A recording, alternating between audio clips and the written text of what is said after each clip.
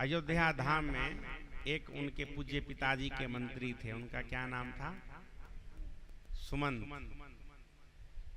और भगवान के भी साथ में एक मंत्री थे, उनका नाम क्या था? जामवंत। और रावण जी के भी दल में एक मंत्री था, उनका नाम क्या था? माल्यवंत। तुकबंदी मिलता है, जामवंत, सुमंत और माल्यवंत मिलता है ना तुकबंदी। इनके जो नाना थे उनका नाम माल्यवंत जी था। देखिए, राम सुमंत्र ही आवत देखा, तो आदर कीन्ह पिता समलेखा। जब देखे कि आ रहे हैं तो पूज्य पिताजी के समान प्रणाम किए और बोले क्या आज्ञा है? बोले आज रघुकुल में उदय नहीं हुआ अभी तक, पूज्य पिताजी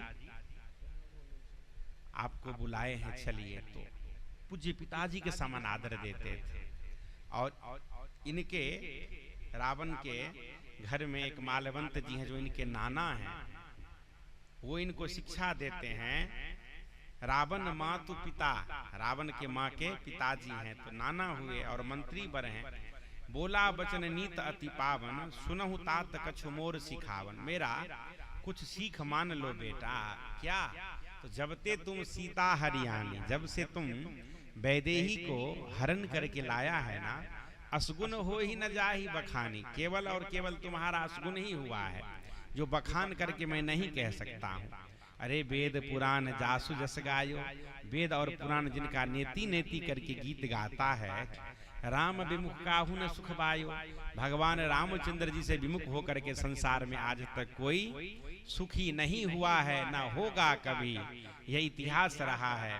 अरे भाई हिरण्यकश्यप हिरणाक्ष मधु कैटभ को जिन्होंने मारा, वही कृपा के समुद्र भगवान रामचंद्र जी अवतरित हुए हैं, इसलिए इनसे वैर मत करो बेटा।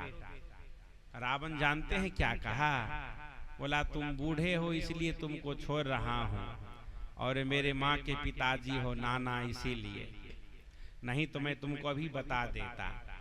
इसलिए देखिए रावण की ये दुर्गति हुई। बुजुर्गों का सम्मान करना चाहिए, बुजुर्गों का आदर करना चाहिए। एक बुजुर्ग उनके घर में देखिए मंत्री थे, उनका इतना सम्मान भगवान दिए, और आपने ऐसा किया तो इसलिए आपकी ऐसी दुर्गति हो गई।